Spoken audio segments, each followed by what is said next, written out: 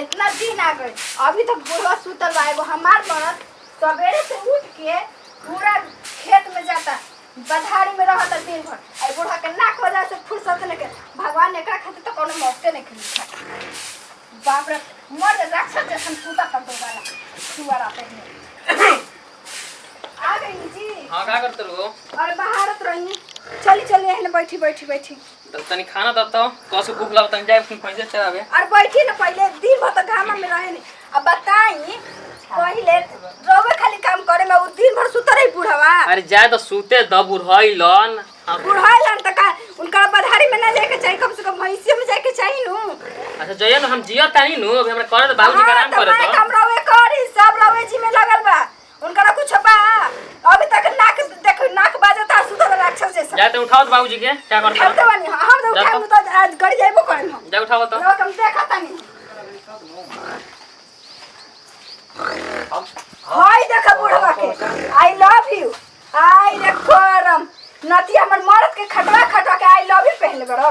I love you I love you तने I love you निकाल तने तो गले तने अब तक नींद खींच दड़ा। अरे दादा हमर लव भर देले रहे कतला सोना बुढ़ाता की पास देला काहे फाड़ देला। अरे फाड़ कुछ बुढ़ा दे नहीं कम बचल बा।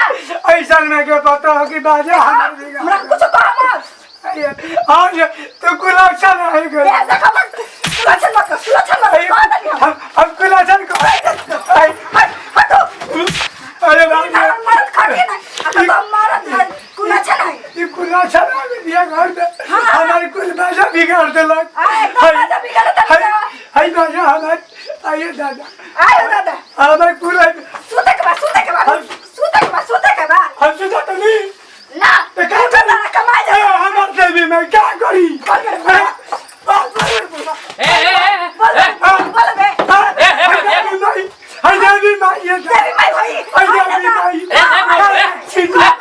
क्या बोलते रहे क्या झूठा बोलते रहे बोले तो हमरे के मार रहुआ।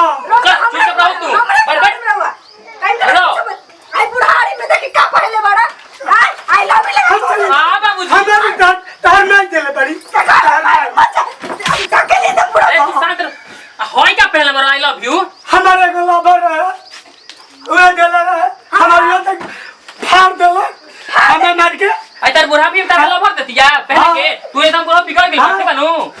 अरे बड़ा माई के आतिया लात पछिया लात का वो मार दे तुम मुंह दिखा दिया तो ऐसा आई लव यू पहले पर कोई मारी तू खाती है ये सोच कर आई लव यू प्रॉपर यार तो ना खा के आई लव यू प्रॉपर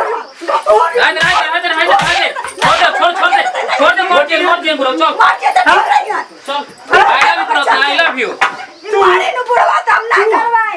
चल चल मारे तो पुण्य कुछ ना करवाए बुढ़िया ना खिवाए। चल चल